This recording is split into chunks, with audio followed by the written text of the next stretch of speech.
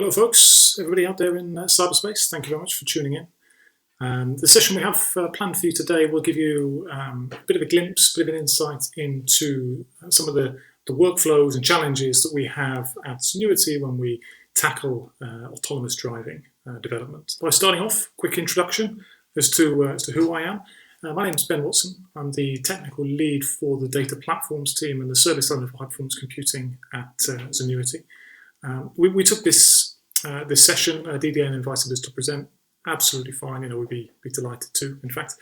And they asked for a talk title and an abstract, naturally, and a headshot for a speaker headshot. So first two, no problem. The latter becomes a problem swiftly when you realise that the first picture that comes up in your camera roll is this one.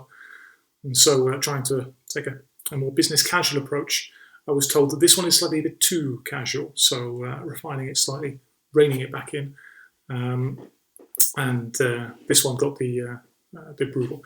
So Zenuity, a bit of background about Zenuity. We're a joint venture between Volvo Cars Corporation, VCC, and EMEA, established about 3 years ago, and the intention behind Zenuity was to drive forwards in the ADAS and the AD development space. Some of you may have heard earlier this year that VCC and EMEA have come to an agreement to go their separate ways. And so Zenuity, as we know it, or as we have been, is actually in a bit of a state of evolution. So tune in later this year or perhaps next year for chapter 2. Autonomous driving is a bit of a polarizing topic at times because, we see on the one hand there are lots of challenges from the how is this even going to be possible question to human objection and everything kind of in between. But on the flip side, there are so many benefits, and the benefits are growing every day to why autonomous driving and autonomous vehicles are going to be beneficial to society. The simplest is that we have the prospect of being able to save millions of lives through the introduction of autonomous driving. Hundreds of thousands of lives every single year. That alone can only be of benefit to society. I wanted to just drop this in, more of a reference point. We're not going to go through it. Automotive, like every industry, has its unique terms. But something I did want to draw your attention to is that I would put DDN in an automotive glossary. And that's largely because of the advent of autonomous driving and everything that's happening in the data center. We all know that DDN have a lot to offer in that space.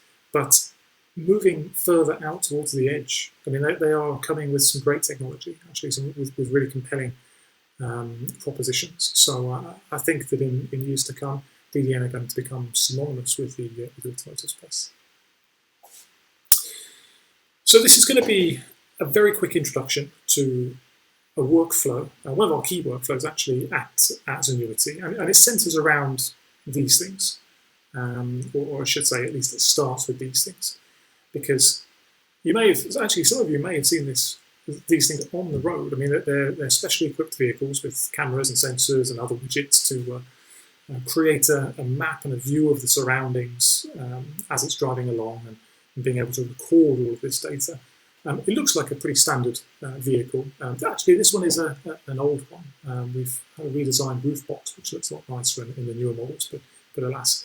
The interior and the makeup of these vehicles are actually very different from a production car, and that's because if you have a look in the boot or the trunk, there is an awful lot of kit. The sole purpose for these vehicles is to collect data, which drives our progress towards autonomous driving technology development.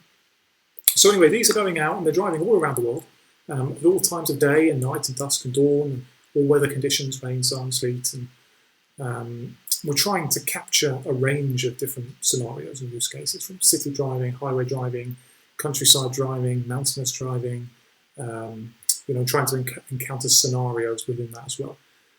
And they generate a boatload of data. I really mean that. We're talking petabytes a week, like multiple petabytes a week. Obviously, it depends on the size of the fleet.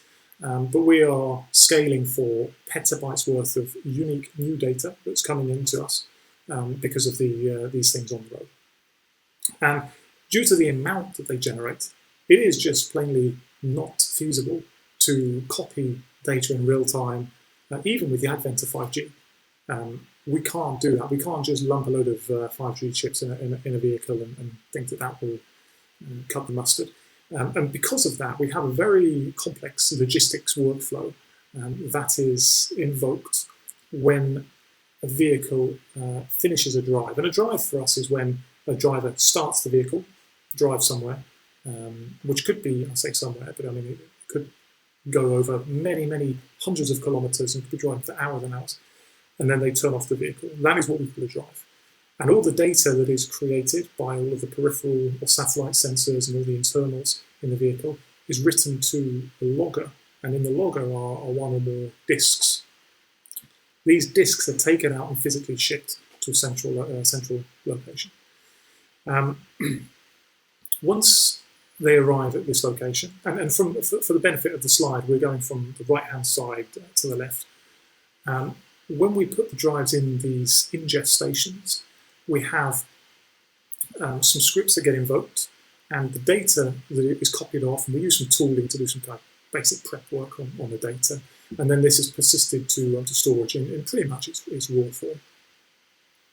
From here, our time-critical processes kick in, and we're reading data from disk, and we're running it through a number of different stages. So we're doing sanity checks, we're doing data preparation, refinement, enrichment, and ultimately we're leading towards resimulation.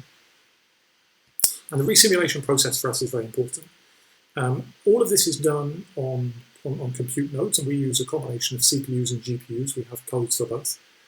The computational clusters that we have are fairly large, and that's just because they have to account for the amount of data that we are dealing with. Our workflows are pretty much, like the vast majority are embarrassingly parallel or massively parallel. And we can scale out fairly wide and do a drive-by-drive. And sometimes we can do processing on all the segments, and the segment is a portion of a drive in parallel. Although on some occasions we do have to rein it back in, and we are restricted to doing things in serial. So anyway, there's a number of processes that run. And the pipelines are fairly intertwined, they're fairly complex and tightly integrated. So when one stage kicks off, it does something that will then submit a dependency for itself on the next stage. In some scenarios, you've got if this then that kind of situation.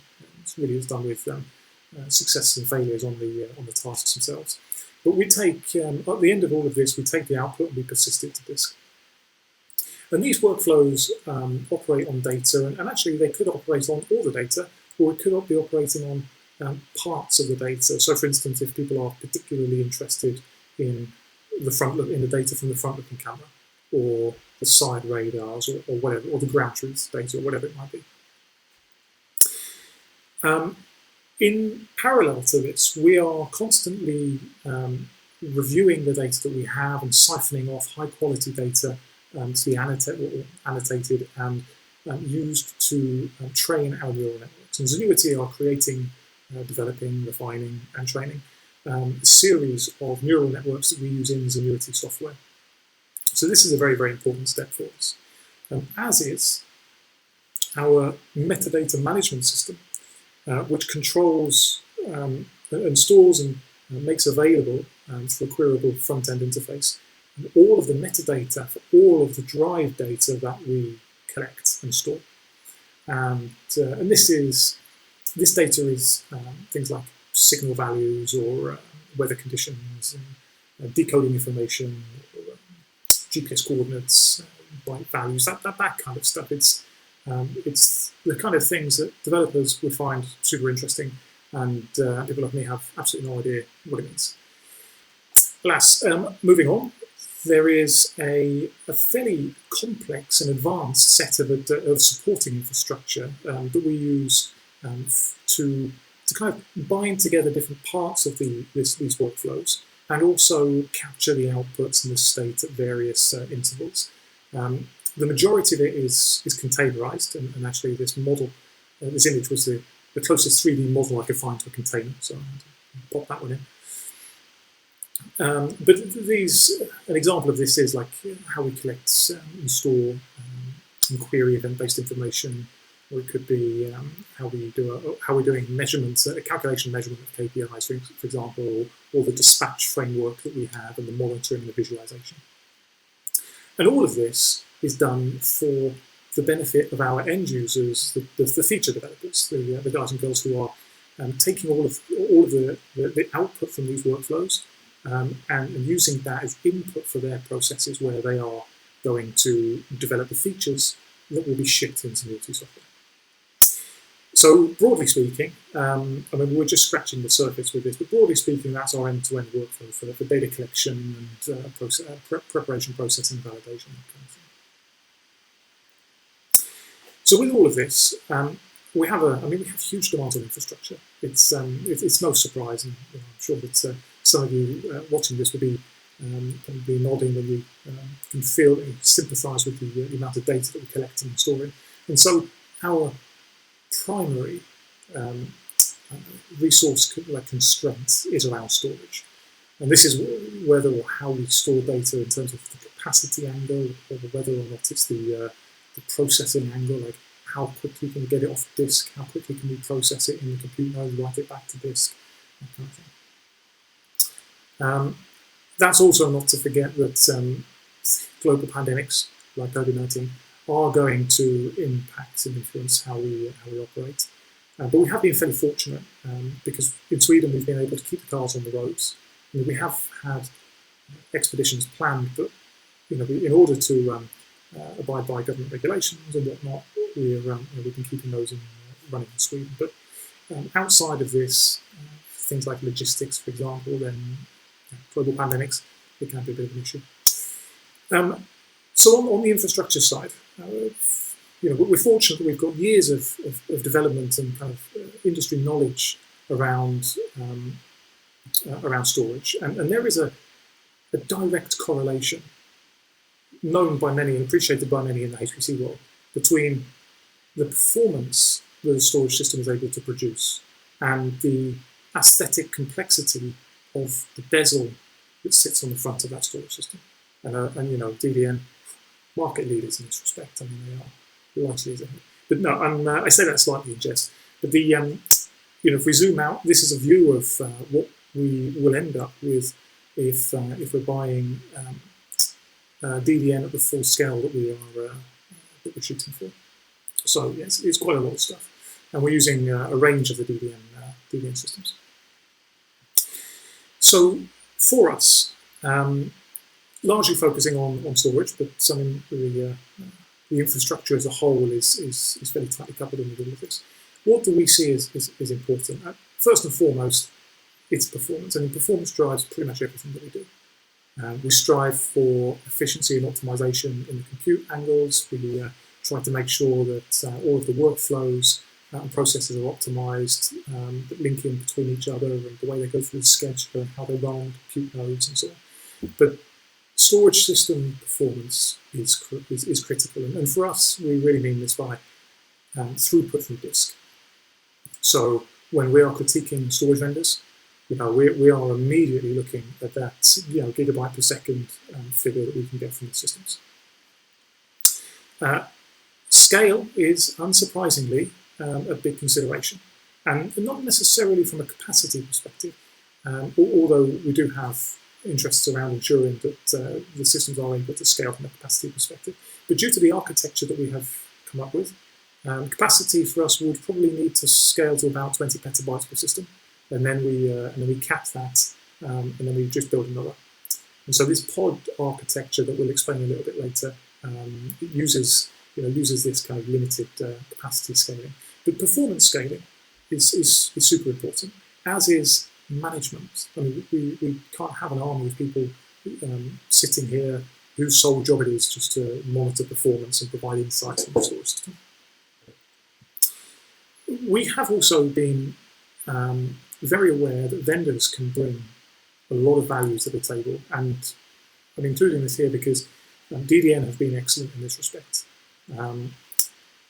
Domain expertise, i.e. around the stuff that they, their arena, storage performance, for example, delivering systems for very large sites. That is, they bring a lot to the table in this respect, and that's everything from kind of how do you deploy this and how's it all, how do you get everything working, through to how do you squeeze every last drop of performance from the system. The hallmarks of a large-scale system at a commercial site. You probably don't need to say much more than this. Performance again.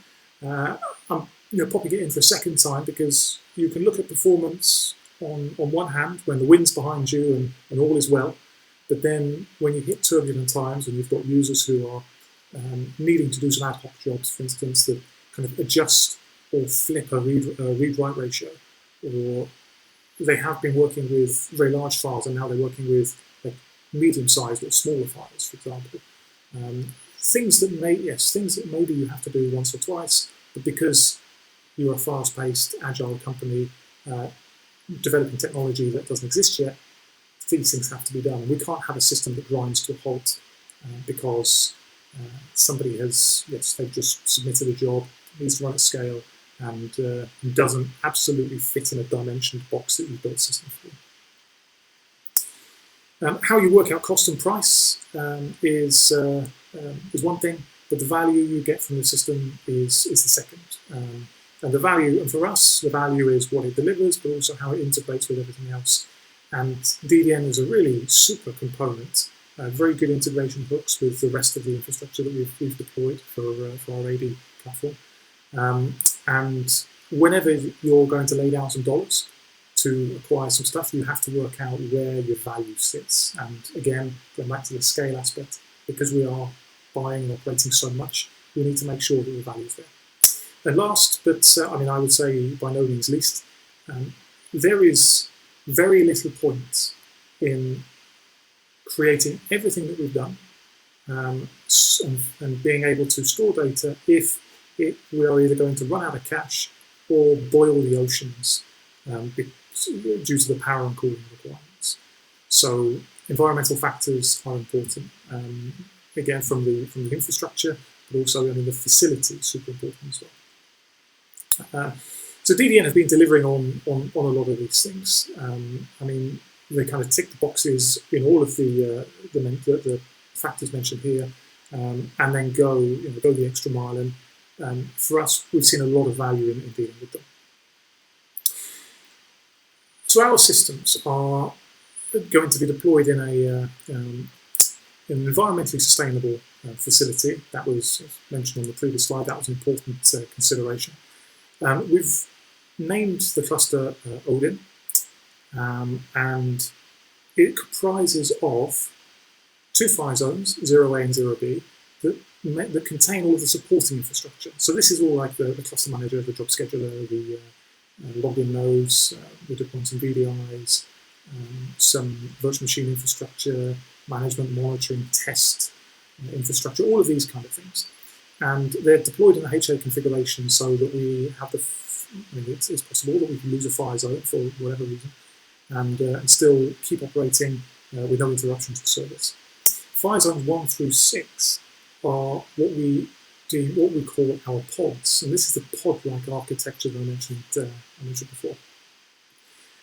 We realised and we've learned some lessons from deploying and managing previous clusters doing similar types of work to this. We realised that all of our compute nodes do not need to see all of our storage and all of the data. And thus, although we're operating in a massively parallel fashion, as long as we have a balanced amount of compute and storage, and the compute is like how many threads are we going to have running certain processes, and the storage is how much capacity and how much performance is that going to give us. As long as we have a balanced amount between the two, and a big fat network that will never become a bottleneck, then we're good to go. And we can design this building block in theory, we can adjust it and tweak it in practice, but once we have that balanced amount, we can scale from fire zones 1 through 6 or to 84, whatever it might be. We also realised that copying data once a day to create a backup copy, that is not feasible.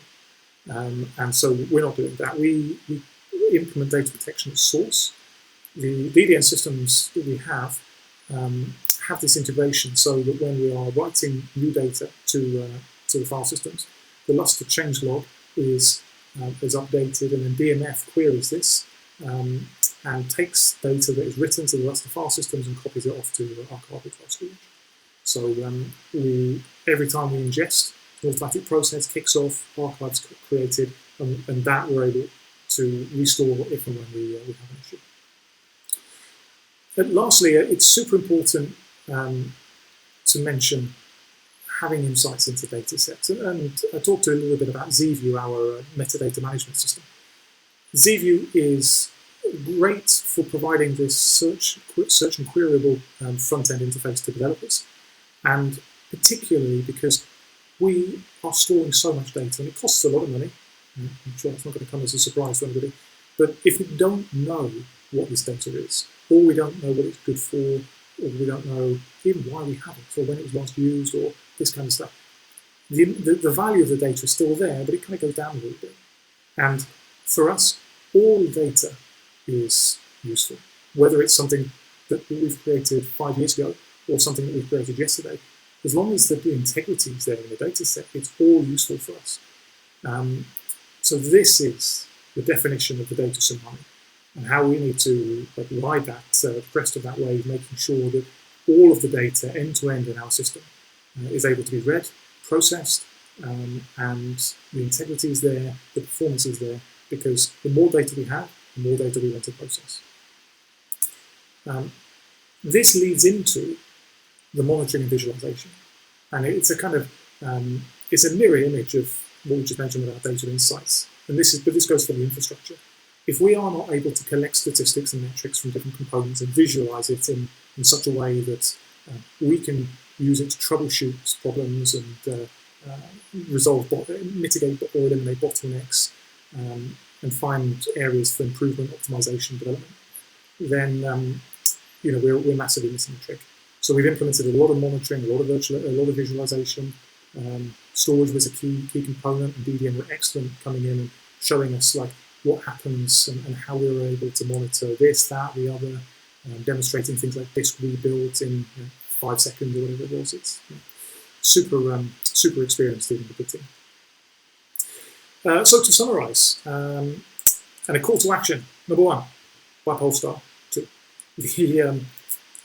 these vehicles will be shipping with Zenuity software, and we're very proud of that. I say that slightly in jest, but the crux is we have production-grade ADAS software shipping in a variety, actually out to a variety of different manufacturers, and so that will be in a variety of different vehicles. This is an excellent advert for the company. It's a real testament to what we have strived for over the last 3 years. Massive credit goes to the teams. These guys and girls will also tell you, in no uncertain terms, that autonomous driving development is tough. They are doing things that haven't been done before. And they also need to do that with one of Zenuity's fundamental tenets: safety. Safety, safety, safety. We want high-quality product, and we want super confidence in that product, because people's lives are literally on the line. We have learned, and again, this is no prizes for being able to come up with this one. The more data we have in the environment, it introduces some interesting issues, and some of which are quite obvious and we can see, some of which are less so. But all things need to be considered, or we could probably spend an entire session just going through what some of those are. We also need to be agile. And we need to be agile because we have teams who are agile. They work in an agile way, and so do we. They think in an agile way.